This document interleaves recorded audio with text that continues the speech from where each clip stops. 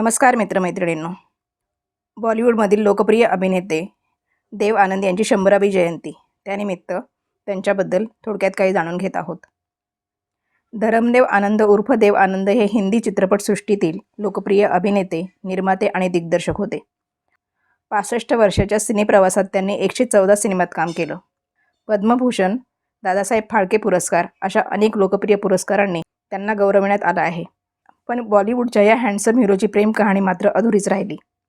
देव आनंद आणि अभिनेत्री सुरैया यांच्या लव्ह स्टोरीची त्याकाळी खूप चर्चा होती. 1948मध्ये विद्या या सिनेमात देव आनंद आणि सुरैया यांनी काम केलं.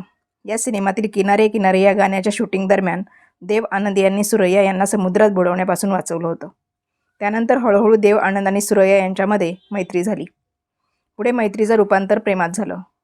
1949 सालचा जीत या सिनेमाच्या शूटिंग दरम्यान देव आनंद यांनी सुरैया यांना 3000 किमतीची हिऱ्याची अंगठी घालत प्रपोज केलं होतं. सुरैयाचं देव आनंदवर प्रेम असलं तरी अभिनेत्रीच्या आजीला मात्र हे नातं मान्य नव्हतं. सुरैया आणि देव आनंद यांनी पळून जाऊन लग्न करण्याचा विचार केला, पण आजीच्या ही गोष्ट लक्षात आली आणि त्यांनी कठोर पाऊल उचललं. सुरैया मुस्लिम तर देव आनंद हिंदू होते, त्यामुळे या लग्नासाठी आजीचा विरोध होता. देव आनंद यांनी गाईड, हरे रामा हरे कृष्णा, देश परदेश, ज्वेल थीप आणि जॉनी मेरा नाम अशा अनेक लोकप्रिय सिनेमांमध्ये काम केलं. अभिनयासह हँडसम हिरो म्हणून ते ओळखले जातात.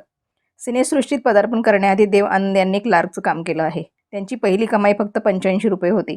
नोकरीत मन न रमल्याने त्यांनी सिनेमामध्ये काम करण्याचा निर्णय घेतला. हम एक है हा त्यांचा पहिला सिनेमा.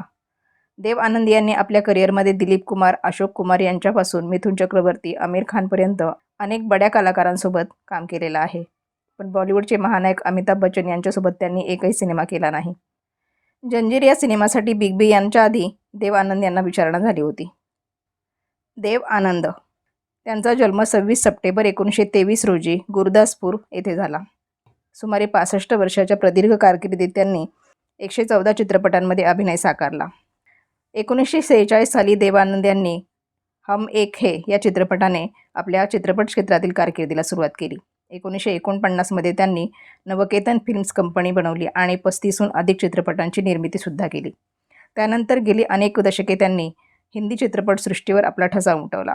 गीता बाली, वहिदा रहमान, मधुबाला अशा अनेक नामवंत अभिनेत्रींसोबत त्यांनी अनेक चित्रपट साकारले. हम दोनो, अमीर गरीब, गाईड, पेइंग गेस्ट, बाजी, ज्वेल थीप, CID, जॉनी मेरा नाम, वॉरंट, देश परदेस हे असे त्यांचे अनेक चित्रपट गाजले. देव आनंद यांची गाणी देखील अनेक गाजली. देखे रूठा ना करो, दिल का भंवर करे पुकार, गाता रहे मेरा दिल, मैं जिंदगी का साथ निभाता चला गया, दिन ढल जाए, छोड़ दो आंचल असे अनेक गाणी प्रचंड गाजली. संगीत प्रधान हिंदी चित्रपटातून रंगवलेल्या त्यांच्या अनेक भूमिका लोकप्रिय ठरल्या. केसांचा महिरप तुरा, गुलछबो आणि देखणी चेहरेपट्टी यामुळे उठून दिसणाऱ्या त्यांच्या फॅशनदार व्यक्तिमत्वाने चित्रपट रसिकांच्या हृदयात स्थान मिळवलं. त्यांच्या व्यक्तिमत्वामुळे हॉलिवूड चित्रपटसृष्टीतील ग्रेगरी पेक या अभिनेत्याशी त्यांची तुलना केली जायची. 60च्या दशकात हिंदी चित्रपटसृष्टीत राज कपूर, दिलीप कुमार आणि देव आनंद यांचाच बोलबाला होता. एकीकडे दिलीप कुमार सिरियस भूमिका करणारे ट्रॅजेड किंग होते, तर राज कपूर खूप चंचल भूमिका करत होते. मात्र रोमांस, स्टाईल व मनाला भिडणाऱ्या भूमिका फक्त देव आनंद यांना मिळायच्या. देव आनंद यांचे आज देखील लाखो देवाने आहेत. देव आनंद यांचं खरं नाव धर्मदेव पिशोरीमल आनंद आहे, पण त्यांना सगळे देव आनंद या नावानेच ओळखायचे. त्यांचा जन्म पंजाबमध्ये झाला होता. देव आनंद यांना पाहण्यासाठी लोक तासनतास रांगेत उभे राहायचे, जिथे लाखो मुली त्यांच्या प्रेमात वेड्या झाल्या होत्या. अभिनेत्याचा स्वभाव खूप रोमॅन्टिक होता, त्यामुळे त्यांच्या प्रेमाच्या चर्चा आजही ऐकायला मिळतात. देव आनंद यांच्या अफेअर्सबद्दल तुम्ही खूप काही ऐकलं असेल, पण आज आम्ही तुम्हाला त्यांच्या लग्नाबद्दल सांगणार आहोत. सगळ्यात आधी देव आनंद सुरैयाच्या प्रेमात वेडे होते. नंतर जेव्हा दोघांचं लग्न होऊ शकलं नाही, तेव्हा हे जोडपं वेगळं झालं. त्यानंतर ते अभिनेत्री कल्पनाच्या जवळ आले. चित्रपटांमध्ये एकत्र काम करत असताना देव आनंद कल्पना कार्तिक यांच्या प्रेमात पडले. कल्पना एक प्रसिद्ध अभिनेत्री तर होत्या, पण त्यावेळी त्यांनी मिस शिमला हा किताबही जिंकला होता. दोघेही एका चित्रपटाचं शूटिंग करत असताना त्यांच्यातील जवळीक वाढू लागली. त्यानंतर 1954मध्ये रिलीज झालेल्या टॅक्सी ड्रायव्हर चित्रपटादरम्यान दोघेही एकमेकाच्या प्रेमात बुडाले आणि त्यांनी लग्न करण्याचा निर्णय घेतला. तुम्हाला हे जाणून आश्चर्य वाटेल की दोघांनीही मोठ्या थाटामाटात लग्न करण्याची वाट पाहिली नाही आणि शूटिंग दरम्यान लंच ब्रेकमध्ये कोर्टात जाऊन लग्न केलं. या सुपरस्टारने त्यांच्या कारकिर्दीत अनेक हिट चित्रपट दिले. त्यातील सदाबहार गाणी यात सर्वांमुळे चर्चेत असायची. देखणा बॉलिवूड अभिनेता म्हणून त्यांची ओळख होती. देव आनंद हे खूप यशस्वी अभिनेते होते. त्यांच्यासाठी अनेक तरुणी जीव ओवाळून टाकण्यासाठी तयार असायच्या. असं बोललं जातं की त्यांची एक झलक पाहण्यासाठी तरुणी काहीही करायच्या. त्या काळात सोशल मीडिया नव्हतं. अशाही परिस्थितीत देव आनंद यांचे फोटो चर्चेचा विषय ठरायचे. तरुणींमध्ये नव्हे तर तरुणांमध्येही त्यांचं वेड होतं. महाविद्यालयीन तरुणांमध्ये त्यांची स्टाईल कॉपी करण्याचं प्रमाण अधिक होतं. देव आनंद यांनी लाहोरच्या सरकारी महाविद्यालयातून इंग्रजी साहित्यात BA केलं होतं. मुंबईतील संघर्षाच्या काळात त्यांनी एका फर्ममध्ये लिपिक म्हणून काम केलं. या नोकरीत त्यांना दरमहा ₹85 पगार मिळायचा. त्यानंतर देव आनंद यांनी मिलिटरी सेन्सॉर ऑफिसमध्ये नोकरी केली. यामध्ये त्यांना ₹160 पगार मिळत होता. त्यावेळी कुणाला कल्पनाही नव्हती की ते पुढे जाऊन सुपरस्टार होणार आहेत. देव आनंद यांना अशोक कुमार यांचा अछूत हा चित्रपट इतका आवडला होता की त्यांनी त्यावेळी अभिनेता होण्याचा निर्णय घेतला. यानंतर अशोक कुमार यांनी देव आनंद यांना जिद्दी या चित्रपटात ब्रेक दिला. देव आनंद यांनी त्यांच्या कारकिर्दीत अनेक चित्रपट सोडले. ज्या सिनेमांनी अनेक अभिनेत्यांचं करिअर घडवलं. देव आनंद यांना जंगली आणि तिसरी मंजिल हे चित्रपट ऑफर करण्यात आले होते, पण त्यांनी हे चित्रपट नाकारले होते. पुढे या दोन्ही चित्रपटांनी शम्मी कपूर यांचं करिअर घडवलं. त्याचप्रमाणे या चित्रपटाला अमिताभ बच्चन यांचा पहिला सुपरहिट सिनेमा म्हटलं जातं. तो जंजीर ही बिग बी आधी देव आनंद यांना ऑफर झाला होता. पण तरुणींमध्ये ते विशेष प्रसिद्ध होते. त्यांच्या काळ्या कोटाचा किस्सा तर सर्वश्रुत आहे. असं म्हटलं जातं की जेव्हा काळा कोट परिधान करून ते निघायचे तेव्हा मुली त्यांची एक झलक पाहण्यासाठी वेड्या व्हायच्या. अगदी इमारतीवरून उडी मारण्यासाठीही तयार असायच्या. असं बोललं जातं की देव आनंद यांच्या एका चाहतीने त्यांना ब्लॅक सूटमध्ये बघितलं. त्यानंतर ती त्यांच्यासाठी एवढी वेडी झाली की तिने जीव दिला. अर्थात ही बातमी देव आनंद यांच्या कारकिर्दीच्या काळात समोर आली होती. त्यात किती सत्य आहे ही बाब अस्पष्ट आहे. मात्र असं वेळ एखाद्या सुपरस्टारबद्दल फार कमी ऐकायला मिळतं. या घटनेनंतर असं समोर आले की देव आनंद यांना काळ्या रंगाच्या सूटमध्ये पाहण्यासाठी मुली वेड्या झाल्या होत्या. त्यामुळे देव आनंद यांना विनंती करण्यात आली की त्यांनी कधीही सार्वजनिक ठिकाणी काळा ड्रेस किंवा सूट घालू नये. देव आनंद नेहमी आनंदात असायचे.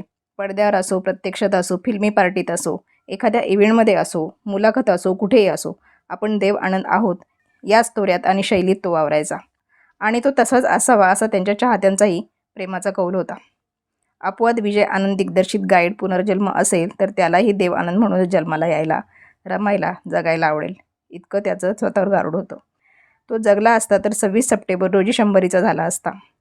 3 डिसेंबर 2011 रोजी त्याचा जगाच्या पडद्यावरचा प्रवास भले थांबला असेल, त्याने चित्रपट, त्याची अभिनय शैली, त्याने पडद्यावर साकारलेली, खुलवलेली गाणी अशा अनेक रूपांनी तो आजही आपल्यात आहे, उद्याही असेल. चित्रपट न बनणे ही सुद्धा चित्रपट निर्मितीतील एक प्रक्रिया आहे. घोषणा होते, मुहूर्त होतो, बातम्या होतात, त्याची जाहिरातही होते, शूटिंगही सुरू होते, गाणी रेकॉर्ड होतात, काही रीळही पूर्ण होतात, पण काही कारणास्तव चित्रपट बंद पडतो. सगळ्याच कलाकारांच्या बाबतीत हे घडत आलं आहे. देव आनंदच्या बाबतीतही हे घडलं. मारिओ पुझोचा गॉडफादर म्हणून देव आनंद पडद्यावर शोभला असता का? हिंदी चित्रपटात काहीही घडू शकतं. तसं देव आनंद गॉडफादरच्या रूपात पडद्यावर येता येता राहिला. दिग्दर्शक अनिल शर्मा याने गदर फेम या चित्रपटाची घोषणा केली होती. निर्माते होते KC शर्मा. ट्रेड पेपर्समध्ये त्याची जाहिरात आली. देव आनंदने आपलं विशिष्ट लकबीतील चालणं, बोलणं, पाहणं, ऐकणं, असणं अशा सगळ्याच गुणांसह गॉडफादर साकारलाही असता. दुर्दैवानं हा चित्रपट घोषणेवर थांबला. गदरसारख्याच थीममध्ये भूमिका साकारण्याचा योग देव आनंदच्या बाबतीत 50च्या दशकात आला. तो चित्रपट होता चेतना आनंद दिग्दर्शित काफिर. यात देव आनंद हिंदू हा डॉक्टर आणि प्रिया राजवंशी मुस्लिम युवती अशी प्रेमकथा होती. 2 गाण्यांसह 6 रीळांचे शूटिंग झाल्यावर हा चित्रपट वादग्रस्त ठरेल या भीतीने बंद करण्यात आला. सलीम जावेद यांच्या पटकथेवर जंजीरमधील इन्स्पेक्टर विजयला एकही गाणं नाही म्हणून देव आनंदने दिग्दर्शक प्रकाश मेहराला नकार दिला. हा किस्सा सांगितला जातो. गाण्याशिवाय देव आनंद ही कल्पना तो स्वतःही करू शकत नव्हता. परंतु सलीम जावेदच्या आणखी एका पटकथेवर चित्रपटात भूमिका साकारण्याची संधी देवला आली. तो चित्रपट होता विजय आनंद दिग्दर्शित 1, 2, 3, 4. देव आनंद, शशी कपूर, धर्मेंद्र, हेमा मालिनी, राखी, ऋषी कपूर, टीना मुनीम, परवीन बाबी आणि अमजद खान अशी जबरदस्त स्टारकास्ट वांद्र्यातील मेहबूब स्टुडिओत कलरफुल मुहूर्त झाला. जोरदार चर्चा सुरू झाली. परंतु चित्रपट थांबला आणि अर्थातच चर्चाही. राहिले फक्त मुहूर्ताचे दुर्मिळ फोटो. देवच्या दिग्दर्शनाखाली अमिताभ बच्चनने काम करण्याचा योग येता येता राहिला. या चित्रपटाचं नाव होतं पुराना पापी. देव आनंद, अमिताभ बच्चन, हेमा मालिनी, मीनाक्षी शेषाद्री अशी स्टारकास्ट. देव आनंद व अमिताभने एकत्र फोटोही प्रसिद्ध केले, मात्र चित्रपट बनलाच नाही. अनेक चित्रपट विविध कारणांनी पडद्यापर्यंत जात नाहीत, पण ते पोहोचले असते तर त्यात नक्की काय दिसलं असतं याची उत्सुकता राहते. देव आनंदचा असाच पूर्ण होऊनही प्रदर्शित न झालेला चित्रपट म्हणजे विजय आनंद दिग्दर्शित जाना ना दिल से दूर. या दिग्दर्शक नायक जोडीने 9-2-11, काला बाजार, ज्वेल थीप, गाईड, जॉनी मेरा नाम असे सुपरहिट चित्रपट पुन्हा सांगायला नकोत. विजय आनंदने भावाच्या शैलीची व क्षमतेचा छान वापर करत दोघांनाही यश मिळवून दिलं. पण जाना ना दिल से दूरमध्ये दोघांचाही सूर हरवलाय, हे डबिंग थिएटरमधील ट्रायललाच लक्षात आलं. चित्रपट संपल्यावर आम्हा चित्रपट समीक्षकांच्या प्रतिक्रिया जाणून घेण्यास खुद्द देव आनंद हजर होते. पण बोलणार काय? त्यानंतरही या चित्रपटाच्या ट्रायल होत राहिल्या आणि अखेर चित्रपट मागे पडला. विजय आनंद व देव आनंद जोडीचा चित्रपट सेन्सॉर संमत असूनही प्रदर्शित झाला नाही. हाच खरा अँटी क्लायमॅक्स. देव आनंद यांचा 3 डिसेंबर इसवी सन 2011 रोजी वयाच्या 88व्या वर्षी इंग्लंड येथे हृदयविकाराने मृत्यू झाला. ते वैद्यकीय तपासण्यांसाठी लंडन येथे गेले होते. देव आनंद यांना भावपूर्ण श्रद्धांजली.